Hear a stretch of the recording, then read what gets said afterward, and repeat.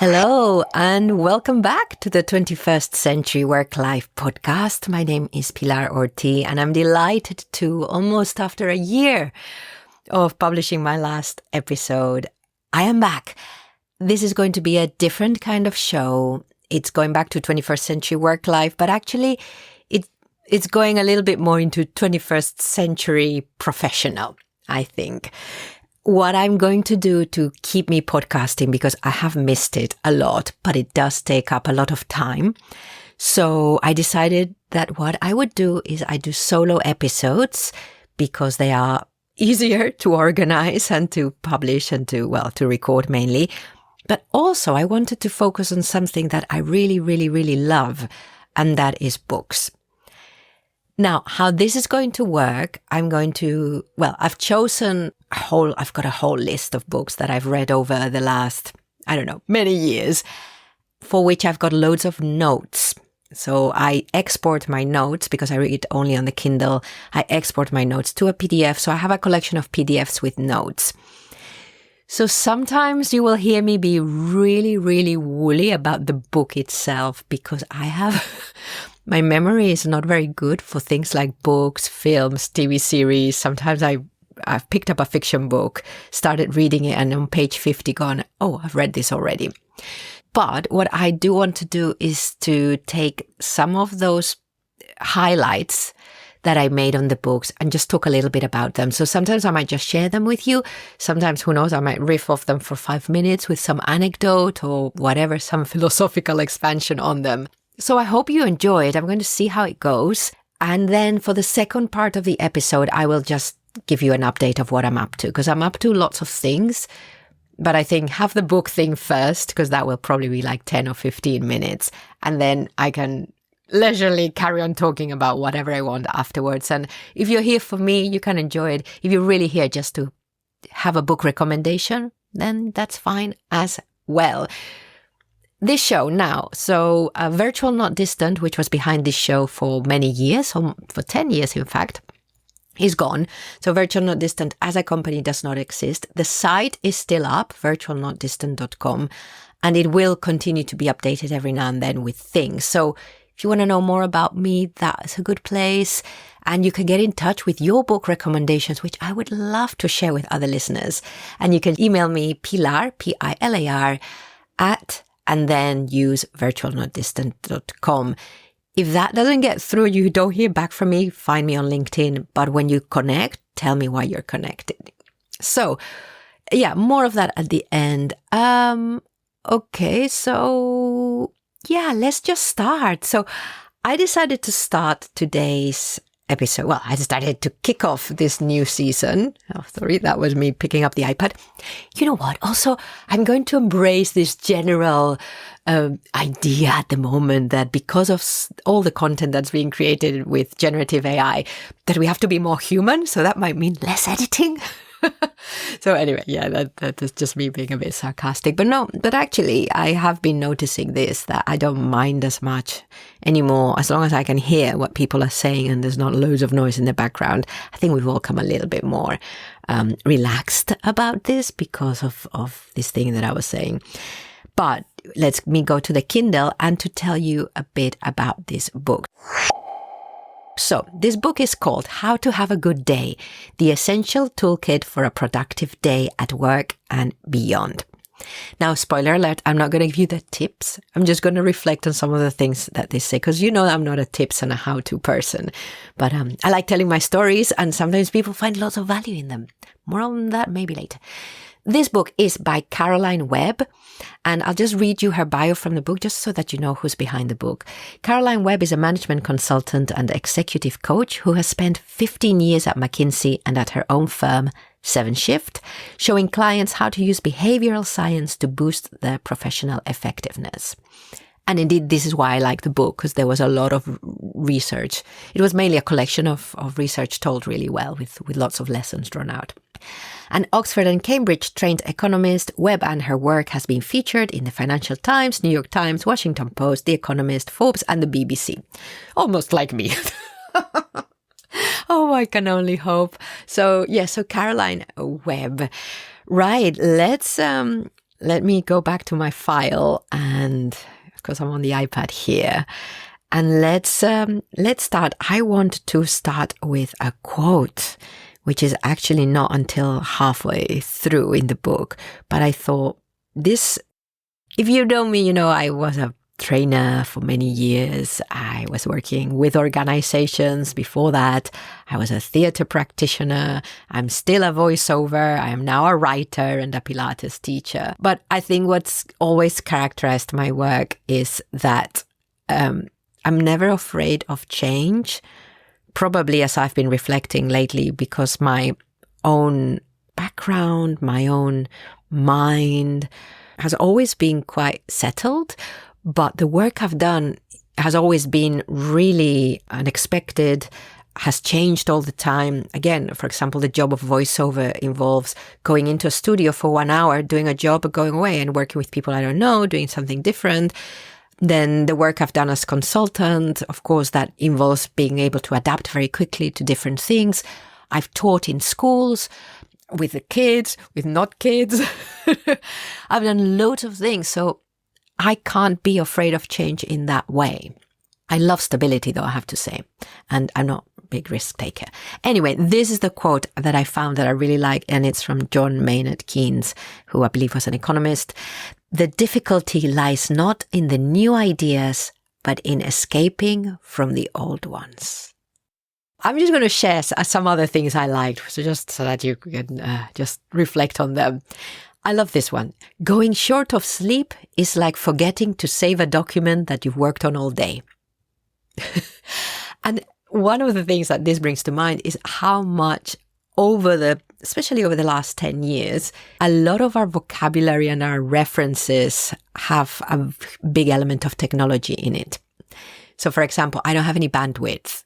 Yes, of course, bandwidth has always meant something, but now it means something very specific. And just things like that, I can't think of any more right now. If you have any that you can think of, send them through pilar@virtualnotdistant.com.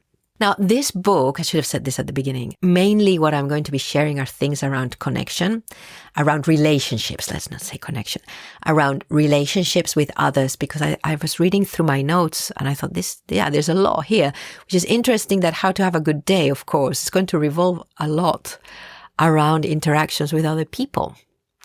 So I like that. But this one illustrates something very specific. So this is a bit of a longer chunk. This is about an experiment. So working with employees in a call center in India, Di Stefano and her colleagues found real-life results that were even more marked. Okay, and it's talking about performance. But anyway, so I just wanted to say it's Di Stefano is a researcher, of course, and it's a call center in India. At the call center, new employees were given an initial 4 weeks of training. They all received the same training, but some of the new hires were asked to spend 15 minutes writing about 2 or more key lessons they'd learned that day. The result? The employees who took the time to pause and reflect did 23% better on a post-training test. A small amount of reflection resulted in a big boost to performance. Now you will say, Pilar, you were talking about relationships and you've given us something about internal reflection. Yes, the reason I did that is one I'd forgotten to say at the beginning, but also Brie Kajati and myself have we're about to publish, hopefully by the time this is out, it's published, a book called Connection and Disconnection in Remote Teams, which is all about relationships and feeling connected to others.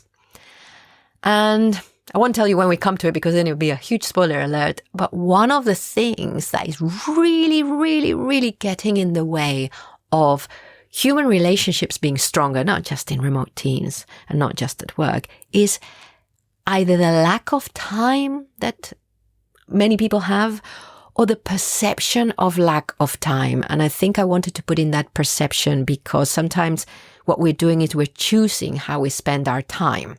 We still have time to do things we want, but it's just the choices we're making leave us later feeling like we didn't have time. And actually, we might have just decided to do one thing over another. Anyway, huge philosophical thing there.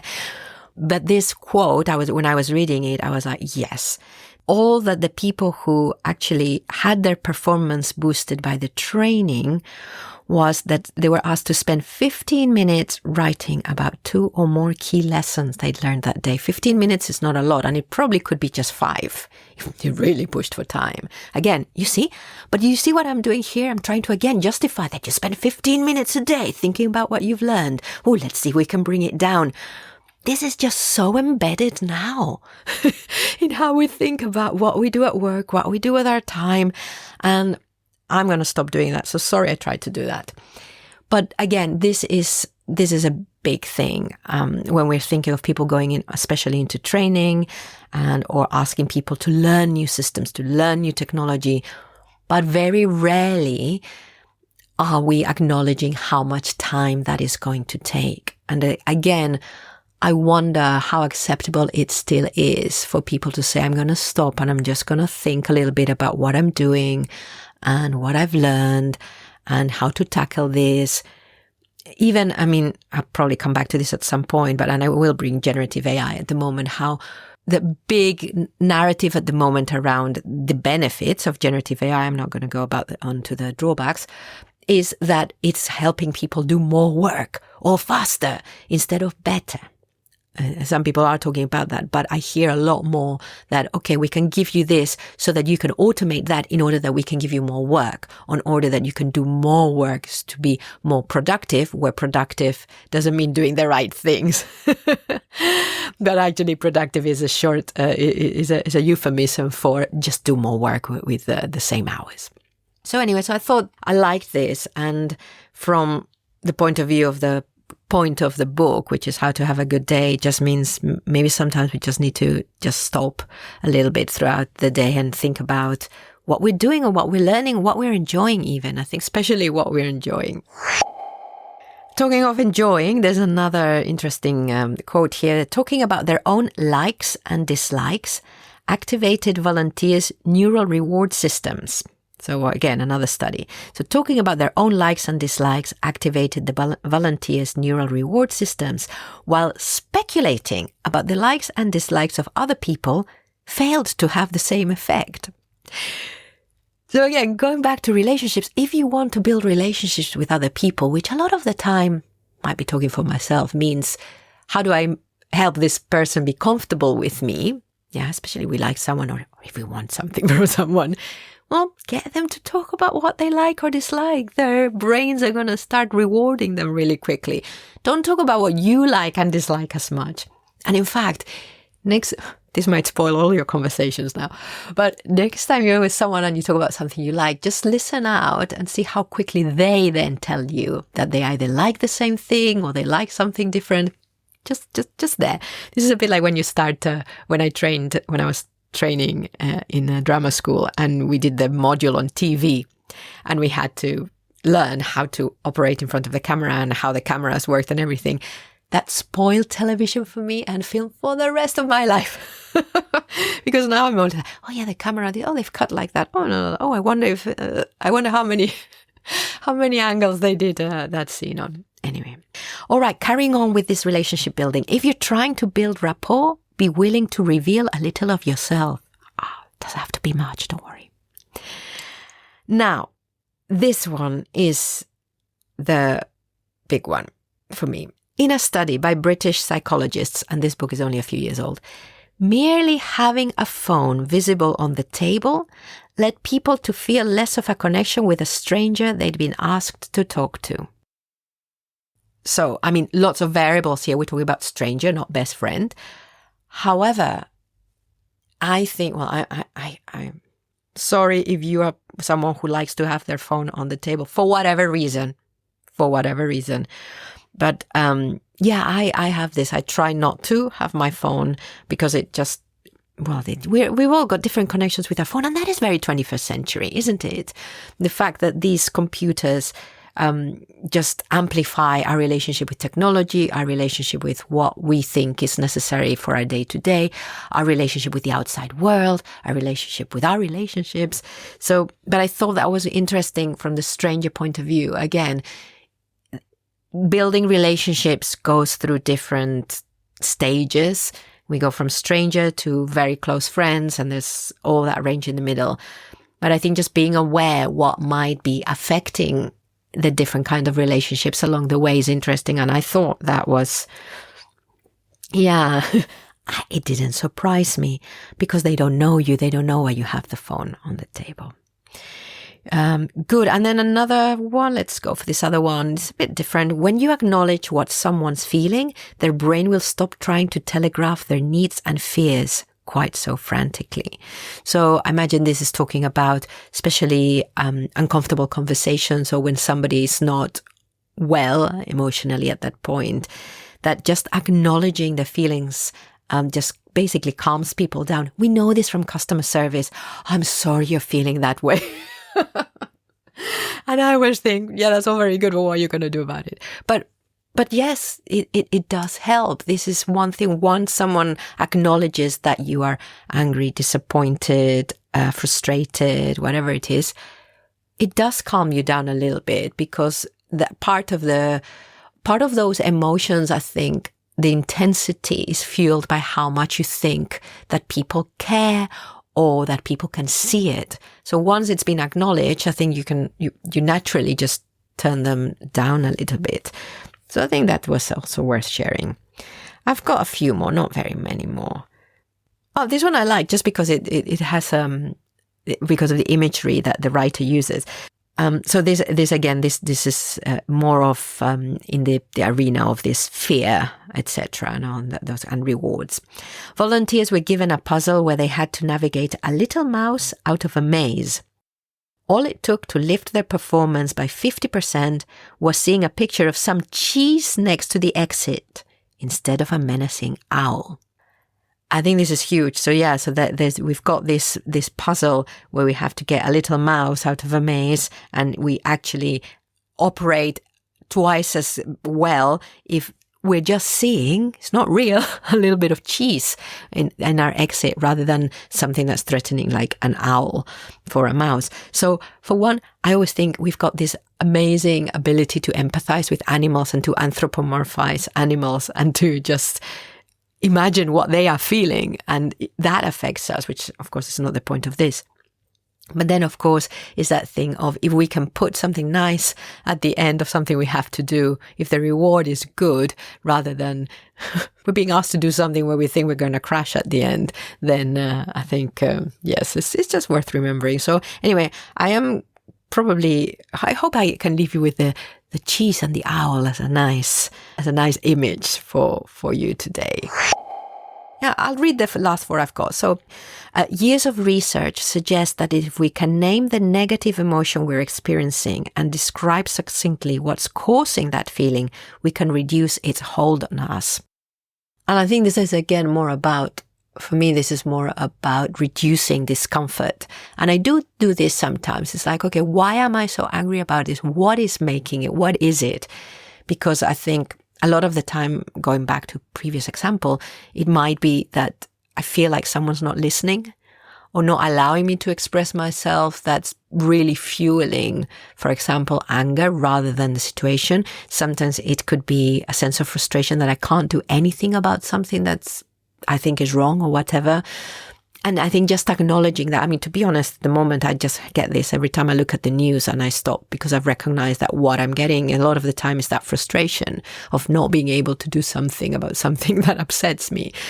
And I think just acknowledging that helps us to decide what to do and whether to solve that emotion that we don't want, either to try and solve it by doing something or by shifting away from it. So I like that quote. And just going back right to the beginning of where we started with the quote about that we welcome new ideas, but we don't like leaving the old ones behind. Here's another one. Not knowing what's going on also makes us more sensitive to negative experiences. It seems to enhance the sense of threat. This is so important when we're looking at the world of work as well, is that when we don't have any information, as well as making up what's going on, it actually makes us more susceptible to see the negative in everything. So we're trying to change something for the better, but we don't tell people what's going on, or we don't help them to understand what's going on, then we're just really shooting ourselves in the foot. So I thought that's a nice one. But I'm going to leave you with a very practical, I'm not a practical person when it comes to books, but a very practical example of how to increase our network. So again, going back to building relationships. Every Friday afternoon, I block 5 to 5:30, which is often dead time anyway. And I write down in a spreadsheet the best thing I achieved this past week. I block half an hour, but in reality, it just takes 5 minutes. Again, time. As I'm doing it, I think about which person might be interested in hearing each example.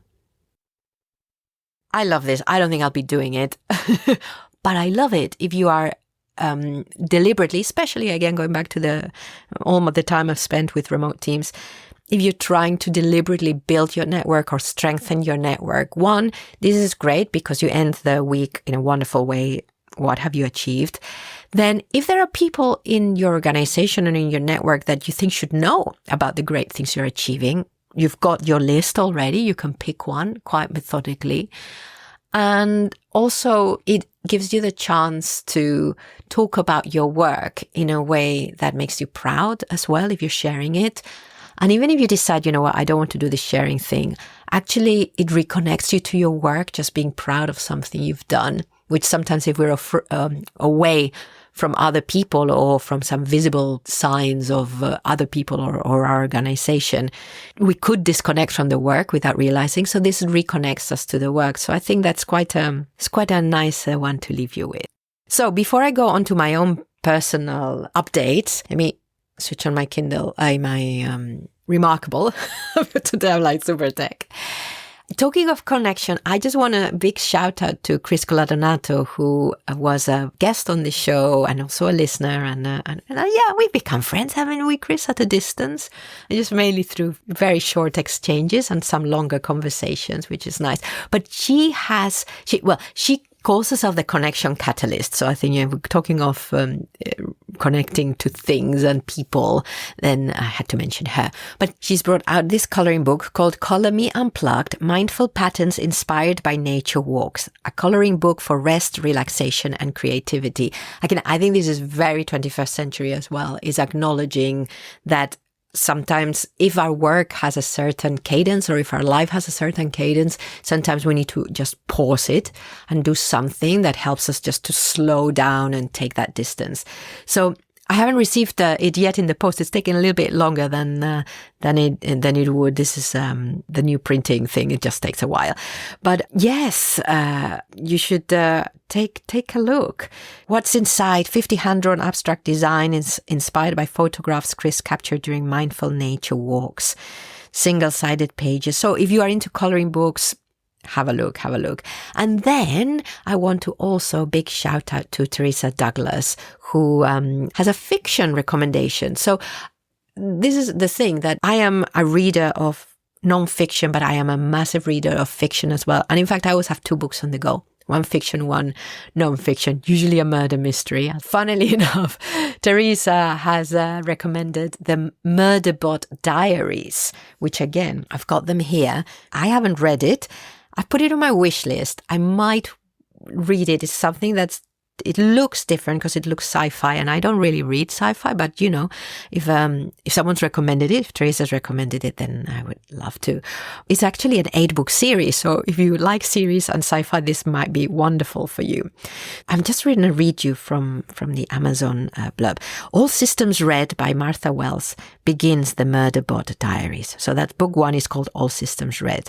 It's a new science fiction action and adventure series that tackles questions of the ethics of sentient robotics. In a corporate-dominated space, a ring future planetary missions must be approved and supplied by the company, with a capital C. Exploratory teams are accompanied by company-supplied security androids for their own safety. But in a society where contracts are awarded to the lowest bidder, safety isn't a primary concern. That resonates. On a distant planet, a team of scientists are conducting surface tests, shadowed by their company-supplied droid, a self-aware sec unit that has hacked its own governor module and refers to itself, though never out loud, as Murderbot 1. Scornful of humans, all it really wants is to be left alone long enough to figure out who it is. But when a neighboring mission goes dark, it's up to the scientists and their Murderbot to get to the truth. So there you go. If you like sci-fi, this might be for you. And thanks, Teresa, for your recommendation. And she, of course, is the author of Working Remotely, Secrets to Success for Employees in Distributed Teams, which is a great book. Actually, if you haven't read it and you need support in that area, do so. All right. Well, if that's enough for me today, come back another time. We'll continue this. Do send your feedback if you have anything to say about the episode, if it's useful, if it's difficult to follow because I'm jumping, or actually it's okay. Just let me know. Let me know because it will help me to continue. I've got a whole list of books of this kind. Some will be a little bit more businessy, and others might be a more personal, like personal 21st century work life. All right, let's head over to my updates.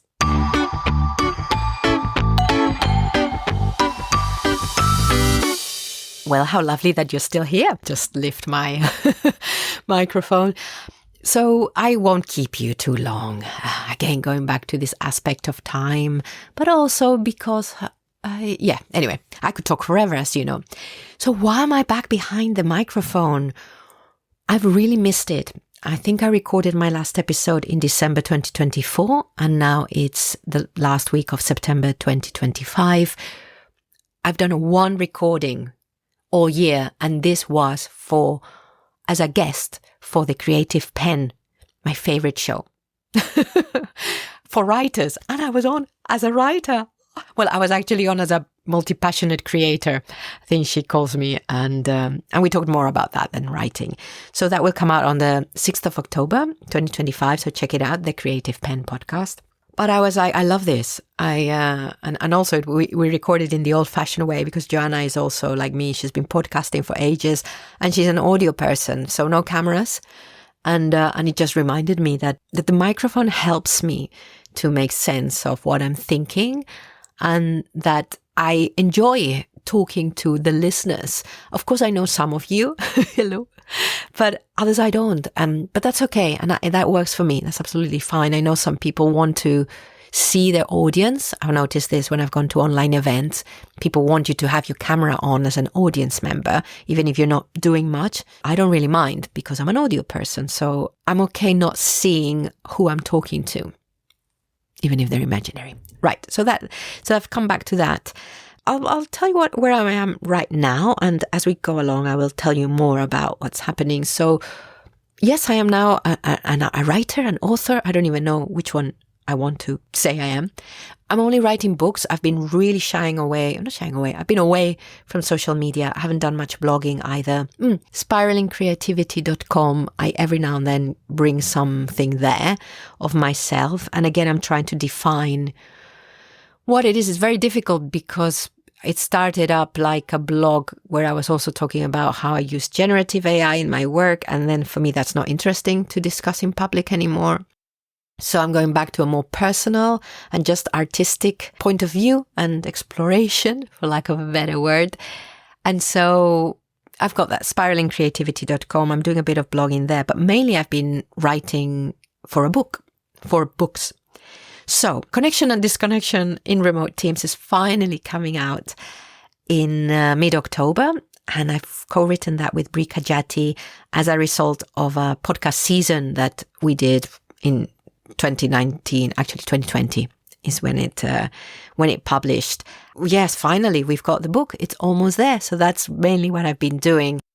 And it's been an interesting process because, Bri and I have put a lot of our personal experience in it, but it was mainly coming from that series. So we've taken more recent bits of research because, of course, Bri mainly recorded with the guests before and during the early stages of the pandemic. Things have changed a lot.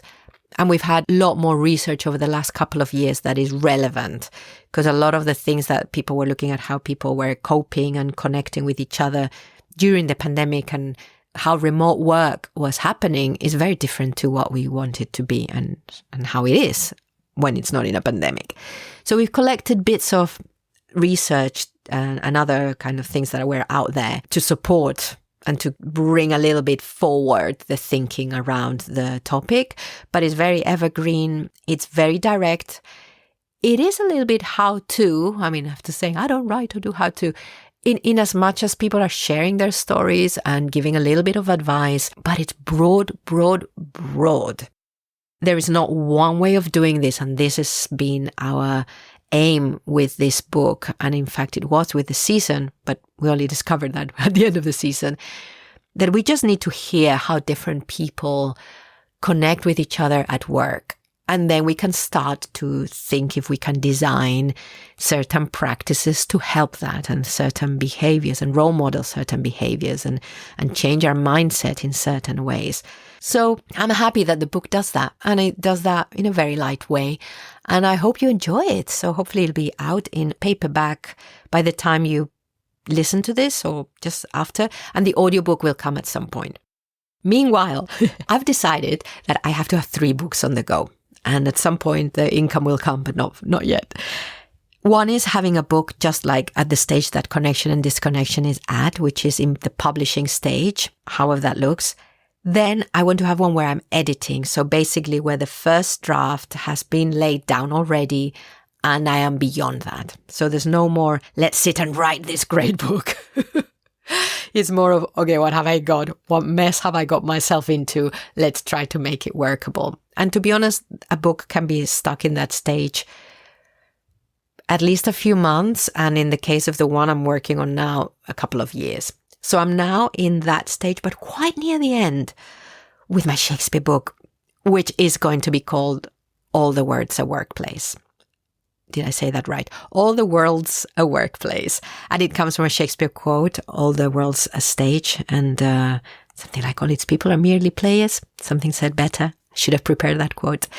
And this is that book that I've been writing for ages. And I am so proud of it because I can't say much about it at the moment, but basically some people really liked it. And it's a surprise because it's a very personal book. I will be talking more about this, but just for now, just mention it. And then I always want to have a book that I'm just starting or that I'm in the middle of writing. And that book is The A to Z of Spanish Proverbs. It's a bit of a follow-up to The A to Z of Spanish Culture, which I wrote way more than 10 years ago. And again, it's a mixture of trying to bring the reader into that world of the Spanish language and where the proverbs come from and all of that, but through my own eyes. So there'd be things like, we were playing Rumikub and my uncle said whatever. And they said, oh, that's a nice one, and blah, blah, blah. I've decided that the style that I want to embrace, because as a non-fiction mainly author, I mean, I'm trying to write that murder mystery, but let's face it, it's gonna take a while. As a non-fiction author, I've really, really struggled with finding my style and what I wanted, how I wanted to write about different things. And I'm thinking back that this also affected my work as a trainer and presenter, and even as a podcaster, which is why I podcast. So I want to write books that are like my podcasts. And what I like is something I'm calling memoiresque. And memoiresque is the starting point for a subject is my personal experience, is my personal relationship with the subject. And then I see how I can spread it out and how I can bring it out in a way that is, one, entertaining, because if you're coming from telling your opinions and life story, people they need to want to hear them. So there's that personal style, bringing my experiences, my reflections. And then, of course, the challenge is how is this also useful and interesting to a reader beyond knowing a bit about you? I think that's the jump. And, well, Connection and Disconnection was less about me and more about other people, but I think it kind of fits lightly in that, very lightly in that genre. The Shakespeare Remote is completely that. The A to Z is going to be that. And I've got, of course, you won't be surprised, I've got another book in mind on podcasting and also on Pilates teaching, because that's something I've been just started this year and I'm already making notes. I've got a title I'm not going to tell you. But so that's where I am. I'm still doing voiceover work. All right, I think I'm going to leave it there. You see, I managed to speak for 40 minutes. It is great. I am so grateful that you're listening. I really, really, really, really am. And do let me know. I mean, to be honest, I'm a terrible listener in that I've been listening to some shows for years and years and never wrote a note to the podcaster. But I've been disappointed of some that stopped and I never got to write that note. But, you know, hey ho, we are how we are. But if you are different to me, I want to say hello then again, Pilar at virtualnotdistant.com, or find me on LinkedIn, or just Google me and you might find my personal website. All right. I have to say, wherever you are, whatever you're doing, have a lovely time.